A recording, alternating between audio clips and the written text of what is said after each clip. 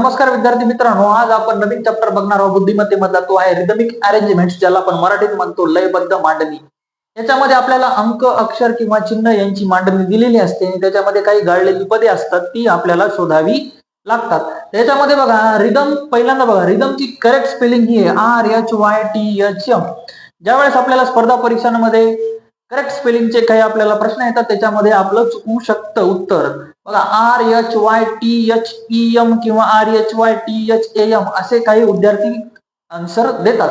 त्याच्यामुळे करेक्ट उत्तर आहे RHYTHM. हे कायम लक्षात असू द्या. याच्यामध्ये लयबद्ध मांडणीचा अभ्यास करत असताना आपल्याला बहुतांश वेळा काय करावं लागतं, एक तर दिलेले लेटर्स म्हणजे आपल्याला अक्षर, अंक, चिन्ह हे जे काय आपल्याला लयबद्ध मांडणी दिलेली असतात यांची संख्या मोजायची. त्याच्यानंतर त्यांचे ग्रुप्स तयार करायचे आणि त्यांच्यामध्ये काहीतरी रिदम तयार होत आहे का तो बघायचा आणि त्याच्यानुसार आपल्याला तिथं गाळलेल्या जागा भरायच्या. रिदम म्हणजे काय, एखाद्या वेळेस आपल्या समोर एखादा बँड वाजत असेल, तो जर एका पर्टिक्युलर बीट मध्ये वाजत असेल तर त्याच्यामधून काय एक नाद, एक रिदम तयार होतो. त्याच पद्धतीने या ग्रुपचा काहीतरी रिदम तयार होतो. बघा आता आपल्याकडे एक्झाम्पल काय याचं, बघा PQ ची आपल्याजवळ मालिका दिलेली. याच्यामध्ये एकूण संख्या यांची आहे 18. आपण याचे काय करायचे, 3-3 चे ग्रुप्स पडून घेऊया. 1, 2, 3, 4, 5 आणि 6 असे आपल्याकडे 6 ग्रुप्स याचे पडलेले आहेत. तर बघा आता दुसरा, तिसरा आणि शेवटचे 2 ग्रुप जर आपण बघितले, सगळ्यामध्ये आपल्याला काय दिसून येते रे, PQP सगळीकडे PQP असा रिदम तयार झालेला आहे. त्याच्यामध्ये बघा आता इथं PQ च्या नंतर इथं काय येणार आहे, P येणार आहे. त्याच्यानंतर परत इथं P च्या नंतर काय येणार आहे, Q येणार आहे. याचाच अर्थ आता हे सगळे ग्रुप सारखे झालेत का, यांच्यामध्ये लय निर्माण झाली का, तर हो ऑब्विसली. मग आता आपल्याला इथे काय P आणि इथे Q मिळाले, याचाच अर्थ आपला ऑप्शन नंबर 3 अत्यंत योग्य आहे. बाकीचे उदाहरण आपण बघूया. याच्यामध्ये नेक्स्ट उदाहरण बघूया. इथं आपल्याला एक लयबद्ध मांडणी दिलेली आहे. याच्यामध्ये बघा एकूण या अक्षरांची संख्या आहे 21. पण सुरुवातीला आपण याचं निरीक्षण करत असताना आपल्याला एक वेळेस K, 2 वेळेस L असं दिसत आहे. तर आपल्याला यावरून एक कळून येते की बाबा 1 चा एक ग्रुप, 2 चा एक ग्रुप, याचाच अर्थ 3 चा एक ग्रुप, त्याच्यानंतर 4 चा एक ग्रुप, त्याच्यानंतर 5 चा एक ग्रुप दिलेला आहे आणि शेवटचा 6 चा ग्रुप तयार होतो. ते आपण बघताना आता बघा एक वेळेस K, 2 वेळेस L, इथं ऑब्विसली 3 वेळेस काय असणार आहे मग M, त्याच्यानंतर 4 वेळेस असणार आहे N, 5 वेळेस इथं ऑलरेडी दिलेला आहे O आणि 6 वेळेस असणार आहे P. आपल्याला कोणते कोणते अक्षर भेटले रे बाबा, M, N आणि P. हे MNP असलेला आपला ऑप्शन कोणता करेक्ट आहे, ऑप्शन नंबर 3. ओके, चला तर नेक्स्ट आपण लयबद्ध मांडणी बघूया. याच्यामध्ये बघा एकूण अक्षरांची संख्या आहे 20. तर आपण याचे 4-4 चे ग्रुप्स पाडून घेऊया. पहिला ग्रुप, दुसरा ग्रुप, तिसरा ग्रुप आणि चौथा ग्रुप. याच्यामध्ये आपल्याजवळ कंप्लीट असलेले 2 ग्रुप आहेत बघा, VUXW आहे. तर याच्यामध्ये बघा आता VUXW आपल्याला भेटल्याच्या नंतर हे दोन्ही ग्रुप सारखेच आहेत.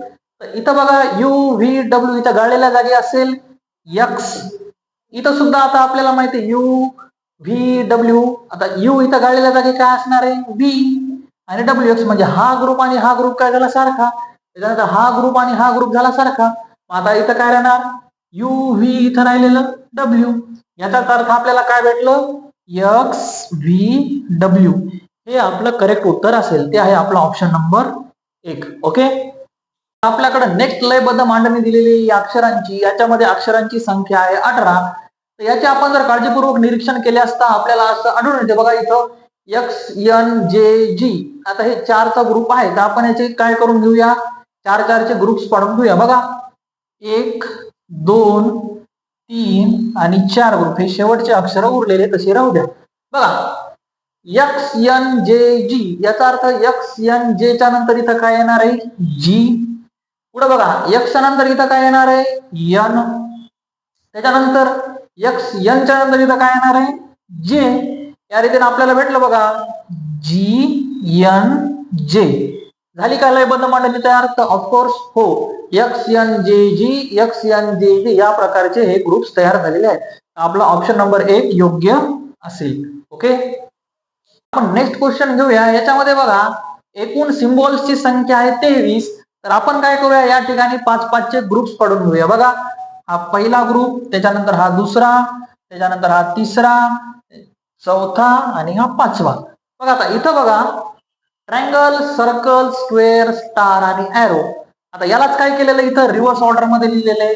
बघा arrow, star, square, circle, triangle. आता याला सरळ लिहायचं पुन्हा इथं ट्रायंगल, सर्कल, सर्कलच्या नंतर काय येणार आता इथं स्क्वेअर.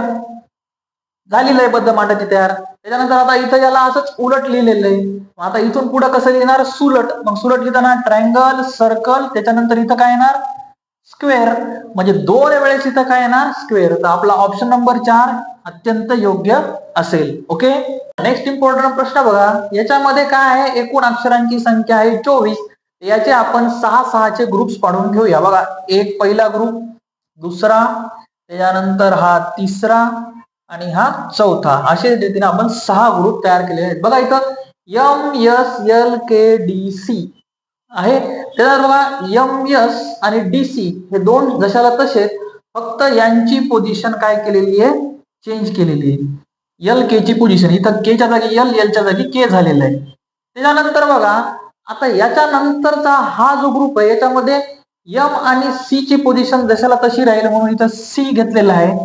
आणि हे KL ची पोझिशन जशाला तशी ठेवलेली आहे. फक्त या S आणि D ची पोझिशन चेंज केलेली आहे. या रीतीने आता पुढचा ग्रुप बघूया. आता बघा शेवटी M गेले याचा अर्थ शेवटची जी 2 अक्षर आहेत यांची पोझिशन चेंज केलेली आहे. मग या ग्रुपमध्ये सगळ्यात शेवटी आलेलं C आहे तर हे इथं येईल सुरुवातीला. आणि या ग्रुपमध्ये 2 नंबरला D आहे म्हणून इथं D जशाला तसं. बघा आता मग काय झालं आता MSLKDC, MSKLDC या रीतीने हा आपण ग्रुपांची लयबद्ध मांडणी तयार करून घेतलेली आहे. तर आता आपलं उत्तर करेक्ट काय येणार आहे CCD. हा आहे आपला ऑप्शन नंबर 4 अत्यंत योग्य असेल. ओके.